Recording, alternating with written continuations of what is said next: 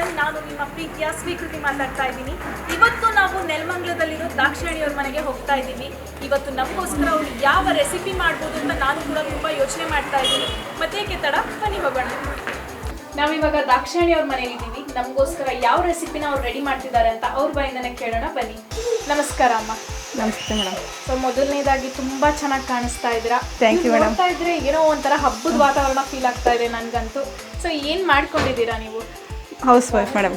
House wife ಆಗಿದ್ದೀರಾ. ನಮಗೋಸ್ಕರ ಏನು ಅಡುಗೆನ ಕಲಿಸ್ತಾ ಇದ್ದೀರಾ? ಮೇಡಮ್ ಇವತ್ತು ನಾವು ಜೋಳದ ಹಿಟ್ಟಿನ ವಡೆ ಮಾಡ್ತಾ ಇದ್ವಿ. ಓಕೆ, ನಮಗೋಸ್ಕರ ಇವತ್ತು ಜೋಳದ ಹಿಟ್ಟಿನ ವಡೆ ರೆಡಿ ಆಗ್ತಾ ಇದೆ. ನಾನಂತೂ ಅದನ್ನು ಕಲಿಬೇಕು ಅಂತ ತುಂಬ ಕಾಯ್ತಾ ಇದ್ದೀನಿ. ಬನ್ನಿ ಸ್ಟಾರ್ಟ್ ಮಾಡೋಣ. ಮಾಡೋಕ್ಕೆ ಏನೇನು ತೊಗೊಂಡಿದ್ದೀರಾ? ಮೆಣಸಿನ್ಕಾಯಿ, ಕೊತ್ತಂಬರಿ ಸೊಪ್ಪು, ಕರಿಬೇವಿನ ಸೊಪ್ಪು, ಜೀರಿಗೆ, ಬೆಳ್ಳುಳ್ಳಿ, ಸಾಸಿವೆ, ಮೆಣಸು, 2 ಬೌಲು ಗೋಧಿ ಹಿಟ್ಟು, 1 ಬೌಲು ಜೋಳದ ಹಿಟ್ಟು, 2 ಸ್ಪೂನು ಕಡಲೆ ಹಿಟ್ಟು, 2 ಸ್ಪೂನು ಉದ್ದಿನ ಹಿಟ್ಟು, ಎಣ್ಣೆ, ರುಚಿಗೆ ತಕ್ಕಷ್ಟು ಉಪ್ಪು. ಸೊ ಇವಾಗ ಇದೆಲ್ಲ ಪದಾರ್ಥಗಳನ್ನ ನೀವು ರುಬ್ಕೊಳ್ತಾ ಇದ್ದೀರಾ? ಹಾಂ, ರುಬ್ಕೋಬೇಕು ಮೇಡಮ್. ಓಕೆ, ರೆಡಿ ಮಾಡ್ಕೊಳ್ಳಿ. ಫಸ್ಟ್ ಏನು ಮಾಡ್ಕೊಳ್ತಿದ್ದೀರಾ ಇವಾಗ? ಮಸಾಲೆ ಪದಾರ್ಥ ಹಾಕಿ ಗ್ರೈಂಡರ್ ಮಾಡ್ಕೊಂಡು ಬರಬೇಕು. ಓಕೆ, ಬರ್ಕೊಂಬಂದ್ಬಿಟ್ಟು ಆಮೇಲೆ ಸ್ವಲ್ಪ ಗೋಧಿ ಹಿಟ್ಟು, ಸ್ವಲ್ಪ ಉದ್ದಿನ ಹಿಟ್ಟು, ಸ್ವಲ್ಪ ಕಡಲೆ ಹಿಟ್ಟು, ರುಚಿಗೆ ತಕ್ಕಷ್ಟು ಉಪ್ಪು ಹಾಕಿ ಹಿಟ್ಟನ್ನು ಕಲಿಸ್ಬೇಕು. ಓಕೆ. ಸೊ ಇವಾಗ ಫಸ್ಟ್ ಮಿಕ್ಸಿ ಮಾಡ್ಕೊಳ್ತಾ ಇದ್ದೀವಿ. ಮಿಕ್ಸಿ ಮಾಡ್ಬೋದು. ಬನ್ನಿ ರುಬ್ಕೊಂಬಂದಿರುತ್ತೆ ಮಸಾಲ ರೆಡಿಯಾಗಿದೆ. 1 ಬೌಲು ಜೋಳದ ಹಿಟ್ಟು, 2 ಬೌಲು ಗೋಧಿ ಹಿಟ್ಟು, ಸ್ವಲ್ಪ ಉದ್ದಿನ ಹಿಟ್ಟು, ಸ್ವಲ್ಪ ಕಡಲೆ ಹಿಟ್ಟು, ಸ್ವಲ್ಪ ಮಸಾಲೆ ಪದಾರ್ಥನ, ರುಚಿಗೆ ತಕ್ಕಷ್ಟು ಉಪ್ಪು. ಸೊ ಅದನ್ನ ತುಂಬಾ ಚೆನ್ನಾಗಿ ಕಲಿಸ್ಕೊಳ್ತಾ ಇದ್ದೀರಾ. ಅಂದ್ರೆ ಮಧ್ಯ ಯಾವುದೇ ರೀತಿ ಗಟ್ಟಿ ಇರಬಾರ್ದು. ಹ್ಞೂ, ಓಕೆ. ಮೆತ್ತಗಾಗಬೇಕು ಅಂತ, ಅಂದರೆ ಮೆತ್ತಗಾದ್ರೆ ವಡೆ ಮೆತ್ತಗಾಗ್ತಾವಂತ. ಓಕೆ, ಇದು ಹೇಗೆ ಮೆತ್ತಗಾಗಿರತ್ತ ಅಥವಾ ಕ್ರಿಸ್ಪಿನ? ನಾನಂತೂ ಕಾಯ್ತಾ ಇದ್ದೀನಿ. ಜೋಳದ ವಡೆ ಅಂತ ಕೇಳಿದ ತಕ್ಷಣ ಏನೋ ಸ್ಪೆಷಲ್ ಅನ್ಸುತ್ತೆ, ಜೋಳದಲ್ಲಿ ವಡೆನ ಅಂತ. ಸೊ ಹೇಗಿರುತ್ತೆ ಅಂದರೆ ತಿನ್ನಕ್ಕೆ ಕ್ರಿಸ್ಪಿ ಆಗಿರುತ್ತಾ ಅಥವಾ ಮೆತ್ತಗಿರುತ್ತಾ ಅಂತ ನನಗೆ ಈಗಾಗಲೇ ಕುತೂಹಲ. ಮೆತ್ತಗಿರುತ್ತೆ ಮೇಡಮ್. ಇವಾಗ ಹಿಟ್ಟು ಕಲಿಸಿದ್ದೀನಿ. ಓಕೆ, ಕಲಿಸ್ಬಿಟ್ಟು ಇವಾಗ ಇದನ್ನು ಸಣ್ಣ ಸಣ್ಣ ಉಂಡೆ ಥರ ಮಾಡ್ಕೋಬೇಕು. ಸ್ವಲ್ಪ ಎಣ್ಣೆ ಹಚ್ಕೋಬೇಕು ಕೈಗೆ. ಹಾಂ, ಅಂಟಬಾರ್ದು ಅಂತ ಸ್ವಲ್ಪ ಎಣ್ಣೆ ಹಚ್ಕೋಬೇಕು. ಹಚ್ಕೊಂಡು ಗೋಲಿ ಥರ ಮಾಡಿಟ್ಕೋಬೇಕು. ಎಷ್ಟೊತ್ತು ನೆನೆ ಇಟ್ಟಿದ್ರಿ? ಅಂದಾಜು ಎಷ್ಟೋ ತನಕ ಇಡಬಹುದು ನಾವು ನೆನೆನ? ಒಂದು 15ರಿಂದ 20 ನಿಮಿಷ ಇಡ್ಬೋದು ನಾವು. 15 to 20 ಮಿನಿಟ್ಸ್ ನೀವು ನೆನೆ ಇಡ್ಬೋದು. ಹೀಗೆ ಇದನ್ನ ಮಾಡ್ತಾ ಇರ್ತೀರಾ ಮನೇಲಿ ಪದೇ ಪದೇ? ಮಾಡ್ತಾ ತಿಂತಾರ ಮಕ್ಕಳು ತಿಂತಾರೆ ಮೇಡಮ್. ಬೆಳಗ್ಗೆಗೆ, ತಿಂಡಿಗೆ, ನೈಟು ಸ್ನ್ಯಾಕ್ಸ್ಗೆ. ಓಕೆ, ಚೆನ್ನಾಗಿರುತ್ತೆ. ಹಾಗೆ ಬೇಗ ಆಗುತ್ತೆ? ಆಗುತ್ತೆ, ಬೇಗ ಆಗುತ್ತೆ. ಯಾಕಂದ್ರೆ ನಾನು ನೋಡ್ತಾ ಇವಾಗ ಬೇಗ ಬೇಗ ಮುಗ್ದೋಗ್ತಾ ಇದೆ. ಸೊ ಈಸಿಯಾಗಿ ಮಾಡ್ಬೋದು ಮೇಡಮ್. ಇವಾಗ ಇದು ರೆಡಿ ಆಗಿದೆ. ಇನ್ನು ಎಣ್ಣೆ ಕಾಯಕ್ಕೆ ಇಟ್ಕೊಳ್ಳೋಣ.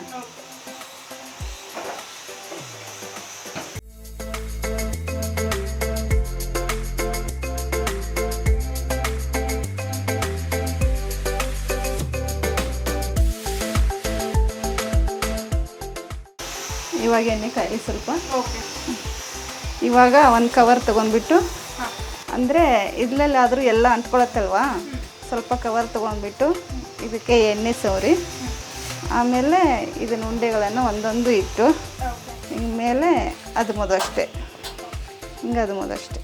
ಯಾವ ರೀತಿ ಕವರ್ ಆದರೂ ನಾವು ತೊಗೊಳ್ಬೋದು. ಹಾಂ, ಹಿಂಗೆ ಮಾಡ್ಕೊಳ್ಳೋದು ಅಷ್ಟೇ.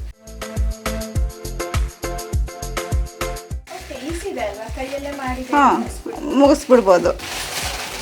ಒಂದು ರೀತಿಯಲ್ಲಿ ಹೋಳಿಗೆ ಥರ. ಹಾಂ, ಹೋಳಿಗೆ ಥರ.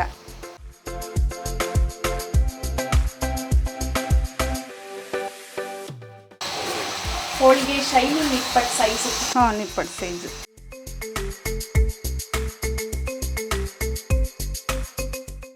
ಮೇಡಮ್ ನಿಮ್ಮದು ಯಾವ ಊರು? ಅಂದರೆ ಬೆಂಗಳೂರು ಅಥವಾ ಬೇರೆ ಊರಿಂದ ಬಂದಿದ್ದೀರಾ? ಮೇಡಮ್ ನಮ್ಮದು ಬೆಳಗಾವಿ. ಓಕೆ, ಬೆಳಗಾವಿಂದ ಇಲ್ಲಿ ಬಂದಿದ್ದೀವಿ ಅಷ್ಟೇ. ಓಕೆ. ಎಷ್ಟು ವರ್ಷ ಆಯಿತು ನೀವು ಬೆಂಗಳೂರಿಗೆ ಬಂದಿದ್ದು? 4 ವರ್ಷ ಆಯಿತು ಮೇಡಮ್. 4 ವರ್ಷ ಅಷ್ಟೇ ಆಗಿರೋದು. ಹಾಂ. ಸೊ ಹೆಂಗೆ ಅನಿಸ್ತಾ ಇದೆ ನಿಮಗೆ ಬೆಂಗಳೂರು ವೆದರು, ಬೆಂಗಳೂರು ಎಲ್ಲ ಅಡ್ಜಸ್ಟ್ ಆಗಿದೆನಾ ಇವಾಗ? ಮೇಡಮ್ ಮೊದಲು ಆಗಿರಲಿಲ್ಲ, ಇವಾಗ ಸ್ವಲ್ಪ ಅಡ್ಜಸ್ಟ್ ಆಗಿದ್ದೀವಿ. ಓಕೆ. ಸೊ ಏನಂತೀರಾ, ಬೆಂಗಳೂರು ಚೆನ್ನಾಗಿ ಅಂತೀರಾ ಅಥವಾ ಬೆಳಗಾಂ ಚೆನ್ನಾಗಿ ಬೆಳಗಾಮು ಚೆನ್ನಾಗಿರೋದು ಮೇಡಮ್ ನಮಗೆ. ಯಾರಾದ್ರೂ ನೋಡಿ ಅವ್ರ ನೇಟಿವ್ ಪ್ಲೇಸ್ ಮಾತ್ರ ಬಿಟ್ಕೊಡಲ್ಲ, ಎಲ್ಲಿಂದನೇ ಬರಲಿ ನಮಗೆ ನಮ್ಮೂರೇ ಬೆಸ್ಟ್ ಅಂತ ಹೇಳ್ತಾರೆ. ನೀವು ಕೂಡ ಹಾಗೆ ಹೇಳಿದ್ರಿ.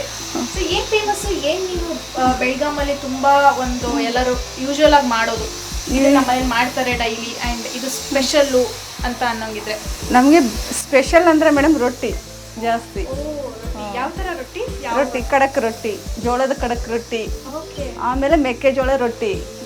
ಮೆಕ್ಕೆಜೋಳದಲ್ಲೂ ರೊಟ್ಟಿ ಮಾಡ್ತೀವಿ. ವಾವ್, ಮೆಕ್ಕೆಜೋಳದಲ್ಲಿ ಕೂಡ ರೊಟ್ಟಿ ಮಾಡ್ತಾರಂತೆ. ಸೊ ಮತ್ತೆ ಏನೇನು ಸ್ಪೆಷಲ್ ಇದೆ ಮೇಡಮ್? ಜಾಸ್ತಿ ಸ್ಪೆಷಲ್ ಅಂದರೆ ಒಬ್ಬಟ್ಟು. ಒಬ್ಬಟ್ಟು ಹಾಗೆ ರೊಟ್ಟಿ ಸ್ಪೆಷಲ್. ನೀವು ಹೇಳ್ತಾ ಇದ್ರೆ ನನ್ನ ಬಾಯಲ್ಲಿ ನೀರು ಬರ್ತಾ ಇದೆ ಆ ಕಡೆಗೆ ರೊಟ್ಟಿ ಎಲ್ಲ ನೆನೆಸ್ಕೊಂಡ್ರೆ. ಮೇಡಮ್ ಎಣ್ಣೆ ಕಾದಿದೆ, ಇವಾಗ ಹಾಕ್ತಾ ಇದ್ದೀನಿ. ಓಕೆ, ಒಂದೊಂದೇ ಹಾಕಬೇಕಾ? 2-3 ಒಟ್ಟಿಗೆ ಹಾಕೋಕ್ಕಾಗಲ್ಲ ಅಲ್ವಾ? ಅಂದರೆ ಇವಾಗ ಇದು ಉಬ್ಬಿ ಬರಬೇಕಲ್ವಾ, ಸ್ವಲ್ಪ ಫ್ರೆಶ್ ಮಾಡ್ತಾ ಇರಬೇಕು. ಓಕೆ, ಇದೊಂಥರ ಹಾಂ ಪೂರಿ ಶೈಲಿಯಲ್ಲಿ. ಹಾಂ, ಪೂರಿ ಸ್ಟೈಲಲ್ಲಿ. ಸೂಪರ್ ಕಾಣಿಸ್ತಾ ಇದೆ ಇದು. ಓಕೆ ಮೇಡಮ್, ನಿಮ್ಮದು ಲವ್ ಮ್ಯಾರೇಜಾ ಅಥವಾ ಅರೇಂಜ್ ಮ್ಯಾರೇಜಾ? ಮೇಡಮ್ ನಮ್ಮದು ಅರೇಂಜ್ ಮ್ಯಾರೇಜು. ಓಕೆ, ಸೊ ನಿಮ್ಮ ಹಸ್ಬೆಂಡ್ ನಿಮ್ಮನ್ನ ಫಸ್ಟ್ ಟೈಮ್ ನೋಡಕ್ ಬಂದಿದ್ರಲ್ವಾ? ಓಕೆ. ಯಾವ ಗುಣಗಳನ್ನ ನಿಮಗೆ ತುಂಬಾ ಇಷ್ಟ ಆಗಿದೆ? ಯಾಕೆ ಓಕೆ ಹೇಳಿದ್ರಿ ಇವರಿಗೆ? ಮೇಡಮ್ ನಾವೇನು ಯಾವ ಗುಣಗಳಂತ ಯೋಚನೆ ಇಲ್ಲ, ಅಂದರೆ ಮನೆಯಲ್ಲಿ ಅವರು ಚೆನ್ನಾಗವ್ರೆ, ಒಳ್ಳೆ ಫ್ಯಾಮಿಲಿ ಐತೆ, ಸಂಪ್ರದಾಯಸ್ಥ ಮನೆಯವರಿದ್ದಾರೆ, ಅವ್ರನ್ನೇ ಮದುವೆ ಮಾಡ್ಕೊ ಅಂತ ಹೇಳಿದರು. ಅವ್ರ ಮಾತು ಕೇಳ್ಬಿಟ್ಟು ನಾವು ಮದುವೆ ಆಗಿರೋದು ಅಷ್ಟೇ. ಸೊ ನಿಮ್ಮ ಫ್ಯಾಮಿಲಿ ಹೇಳಿದ್ರು ಅಂತ ಮದುವೆ ಆಗಿರೋದು. ಓಕೆ, ಅವರು ಹೇಳಿದ್ರು ಅಂತ ನೀವು ಮದುವೆ ಆದ್ರಿ. ಆದ್ರೆ ಮದುವೆ ಆದ್ಮೇಲೆ ನಿಮ್ಗೆ ಇವರೇ ಬೆಸ್ಟ್ ಪಾರ್ಟ್ನರ್ ಅಂತ ಅನ್ಸಿದ್ದೇನಾ? ಅನಿಸಿದೆ ಮೇಡಮ್. ಯಾಕೆ, ಯಾವ ಗುಣಗಳು ನಿಮಗೆ ಆ ಥರ ಅನಿಸಿರಬಹುದು? ಅಂದರೆ ಮೇಡಮ್ ಅವರು ಜಾಸ್ತಿ ಫ್ರೆಂಡ್ಲಿ ಆಗಿದ್ದಾರೆ, ಜಾಸ್ತಿ ಇದಿಲ್ಲ, ಸಿಟ್ಟಿಲ್ಲ. ನಾನೇನು ಸಿಟ್ಟು ಮಾಡಿಕೊಂಡ್ರು ಅವರು ಸುಮ್ಮನೆ ಇರ್ತಾರೆ, ಆಗಿನ ಇದಕ್ಕೆ ಸುಮ್ಮನೆ ಇರ್ತಾರೆ. ಅಂದರೆ ಕೋಪ ಜಾಸ್ತಿ ನಾನೇ ಮಾಡ್ಕೊಳ್ಳೋದು. ಹಸ್ಬೆಂಡ್ ಸಿಕ್ಕಿದ್ದಾರೆ ಅಂತ ಹೇಳ್ತಾ ಇದ್ದಾರೆ. ಅವ್ರ ಹತ್ರ ಕೂಲಂತೆ, ನೀನೇನಾದ್ರೂ ಬೈಕೋ, ನೀನೇನಾದ್ರೂ ಅನ್ಕೋ, ನಾನಂದ್ರೂ ಕೂಲಾಗಿದೆ, ಮಾತಾಡಲ್ಲ, ಅಷ್ಟು ಕೂಲ್ ಆಗಿದ್ದಾರೆ ಹಸ್ಬೆಂಡು. ಲಕ್ಕಿ ಅಂತಾನೆ ಹೇಳ್ಬೋದು ನೀವು ಅಲ್ವಾ? Okay madam. ಸೊ ಎಷ್ಟು ವರ್ಷ ಆಗಿದೆ ಮೇಡಮ್ ಇವಾಗ ನಿಮ್ಮ ಮದುವೆ ಆಗಿ? ಮದುವೆ ಆಗಿ 14 ವರ್ಷ ಆಗಿದೆ ಮೇಡಮ್. 14 ವರ್ಷ. ಹಾಂ. ಸೊ ಇವಾಗಲೂ ನಿಮಗೆ ಒಂದು ರೀತಿ ಫ್ರೆಂಡ್ಸ್ ಸಪೋರ್ಟಿಂಗ್ ಥರನೇ ಸಿಕ್ಕಿದ್ದಾರೆ? ಸಿಕ್ಕಿದೆ, ಹಾಗೆ ಇದ್ದಾರೆ. 14 ವರ್ಷ ಕೂಡ ಅಷ್ಟೇ ಸಪೋರ್ಟಿವ್ ಆಗಿದ್ದಾರೆ ಅಂತ ಹೇಳ್ತಾ ಇದ್ದಾರೆ. ಮೇಡಮ್ ಇದುವರೆಗೂ ನಿಮ್ಮ ಹಸ್ಬೆಂಡ್ ಏನಾದರೂ ನಿಮಗೆ ಒಂದು ಒಳ್ಳೆ ಗಿಫ್ಟ್ ಅಂತ ಏನಾದರೂ ಕೊಟ್ಟಿದ್ದಾರಾ? ಕೊಟ್ಟಿದ್ದಾರೆ ಮೇಡಮ್. ಏನು ಕೊಟ್ಟಿದ್ದಾರೆ? ಅವರು ಜಾಸ್ತಿ ಪೇಂಟಿಂಗ್ ಮಾಡ್ತಾರೆ. ಪೇಂಟಿಂಗ್ ಮಾಡ್ತಾರೆ ಜಾಸ್ತಿ.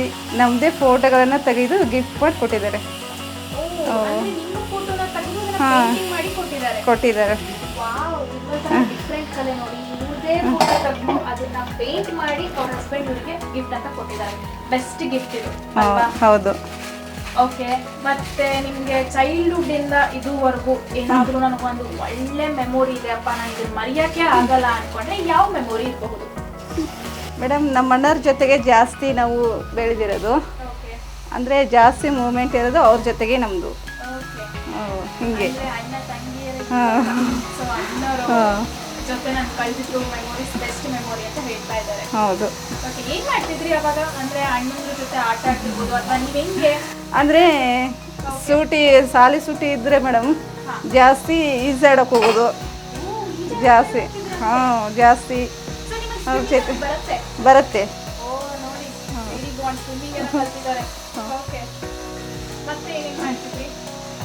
ಏನಿಲ್ಲ ಮೇಡಮ್, ಜಾಸ್ತಿ ವಾಲಿಬಾಲ್ ಆಡೋದು ಸೂಟಿ ಟೈಮಲ್ಲಿ ಜಾಸ್ತಿ. ಇವೇ ಹುಣ್ಸಿನ್ಕಾಯಿ ಗಿಡಗಳಿಗೆ ಹೋಗ್ಬಿಟ್ಟು ಕಲ್ಲು ಹೋಗ್ಬಿಟ್ಟು ಹುಣ್ಸಿನ್ಕಾಯಿ ಕಿತ್ಕೊಳ್ಳೋದು.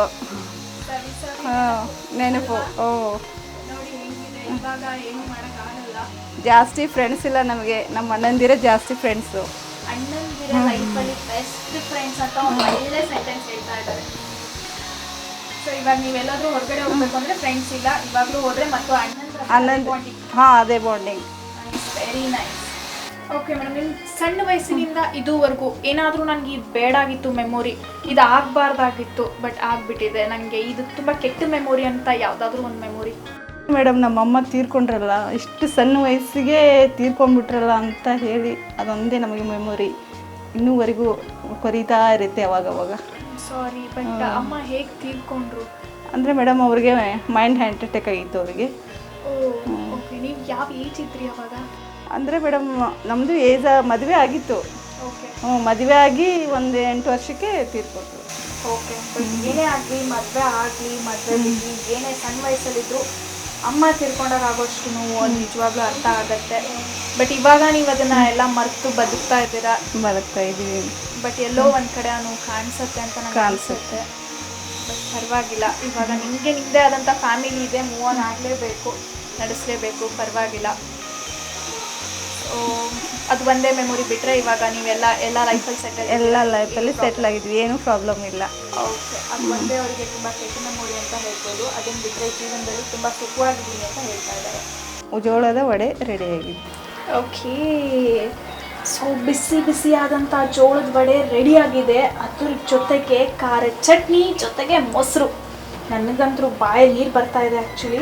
ಇಲ್ಲಿ ನೋಡಿ, ಇದು ಹೇಗೆ ಉಬ್ಬಿದೆನೋ ಹಾಗೇ ಬಂದಿದೆ. ತುಂಬ ಸ್ಮೂತಾಗಿ ಬೇರೆ ಕಾಣಿಸ್ತಾ ಇದೆ, ನೋಡ್ತಾ ಇದ್ದೀರಾ ಅಲ್ವಾ? ಎಸ್, ತುಂಬ ಪ್ರತಿಯೊಂದು ಕೂಡ ಅಷ್ಟೇ ನೀಟಾಗಿ ಬಂದಿದೆ, ತುಂಬ ಚೆನ್ನಾಗಿ ಬಂದಿದೆ, ಹಾಗೆ ಉಬ್ಬಿದೆ ಕೂಡ, ಎಣ್ಣೆ ಕೂಡ ಹಿಡಿದಿಲ್ಲ ಇದು. ಸೊ ಇದನ್ನು ನಾನು ಟೇಸ್ಟ್ ಮಾಡಿ ನಿಮಗೆ ರಿವ್ಯೂ ಹೇಳ್ತೀನಿ.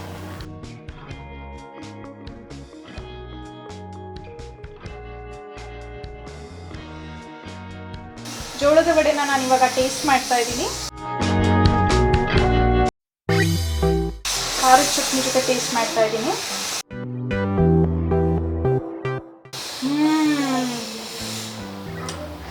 ಮ್ಯಾಮ್, ಏನಿದು ಜಾದನೆ ಮಾಡಿಬಿಟ್ಟಿದ್ದಾರೆ ಕೈ ಅಂತ ಹೇಳ್ಬೋದು. ಇವಾಗ ಮೊಸರು ಜೊತೆ ಟೇಸ್ಟ್ ಮಾಡ್ತಾ ಇದ್ದೀನಿ.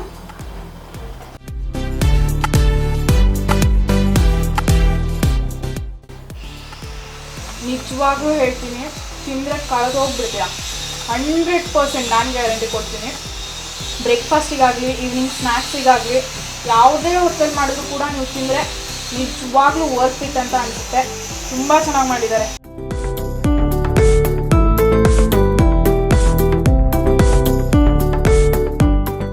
ತುಂಬ ಚೆನ್ನಾಗಿದೆ madam. Thank you so much madam. ತುಂಬ ಚೆನ್ನಾಗಾಗಿತ್ತು ನಿಮ್ಮ ಜೋಳದ ವಡೆ. ಸೊ ನಿಮಗೆ ನಮ್ಮ BR ಕಿಚನ್ ಕಡೆಯಿಂದ ನಿಮಗೊಂದು ಸ್ಪೆಷಲ್ ಗಿಫ್ಟನ್ನು ನಾವು ಕೊಡ್ತಾ ಇದ್ದೀವಿ. Thank you madam. Thank you so much. So ನೋಡಿದ್ರಲ್ಲ ವೀಕ್ಷಕರೇ, ಇವತ್ತಿನ ರೆಸಿಪಿ ಜೋಳದ ವಡೆ ಅದ್ಭುತವಾಗಿ ಮಾಡಿದ್ರು. ನಿಜವಾಗ್ಲೂ ಅವ್ರ ಕೈಯಲ್ಲಿ ಒಂದು ಮ್ಯಾಜಿಕ್ ಇತ್ತು ಅಂತ ಅನಿಸ್ತು. ನಾನಂತೂ ಸಕ್ಕತ್ ಎಂಜಾಯ್ ಮಾಡಿದೆ ಆ ಫುಡ್ನ. ಸೊ ನೀವು ಕೂಡ ಆದಷ್ಟು ಬೇಗ ಟ್ರೈ ಮಾಡಿ ನಮಗೆ ತಿಳಿಸಿ ಹೇಗಿತ್ತು ಅಂತ. ನಿಮಗೂ ಏನಾದರೂ ನಮ್ಮ BR ಕಿಚನಲ್ಲಿ ಪಾರ್ಟಿಸಿಪೇಟ್ ಮಾಡಬೇಕು ಅನ್ನೋ ಆಸಕ್ತಿ ಇದ್ದರೆ ಸ್ಕ್ರೀನ್ ಮೇಲೆ ಕಾಣಿಸ್ತಿರುವ ನಂಬರ್ಗೆ ವಾಟ್ಸಪ್ ಮಾಡಿ, ಹಾಗೆ ನಿಮ್ಮ ಪ್ರೊಫೈಲನ್ನು ಸೆಂಡ್ ಮಾಡಿ. ಈ ವಿಡಿಯೋ ನೋಡಿದ ಮೇಲೆ ಲೈಕ್, ಕಮೆಂಟ್, ಶೇರ್ ಮಾಡಿ, ಹಾಗೆ ಸಬ್ಸ್ಕ್ರೈಬ್ ಮಾಡೋದು ಮಾತ್ರ ಯಾವುದೇ ಕಾರಣಕ್ಕೂ ಮರಿಬಾರ್ದು. ಓಕೆ, ನಾನು ನಿಮ್ಮ ಸ್ವೀಕೃತಿ. ನಿಮ್ಮ ಪ್ರೀತಿ ನನ್ನ ಮೇಲೆ ಸಹ ಇರಲಿ ಅಂತ ಹೇಳ್ತಾ ಇವತ್ತಿನ ಎಪಿಸೋಡನ್ನು ಇಲ್ಲಿಗೆ ಮುಗಿಸ್ತಾ, ಮುಂದಿನ ಎಪಿಸೋಡಲ್ಲಿ ಒಂದು ಹೊಸ ರುಚಿಯೊಂದಿಗೆ, ಒಂದು ಹೊಸ ರೆಸಿಪಿಯೊಂದಿಗೆ ನಿಮ್ಮ ಮುಂದೆ ಬರ್ತೀನಿ. ಅಲ್ಲಿವರೆಗೂ ನಮಸ್ಕಾರ.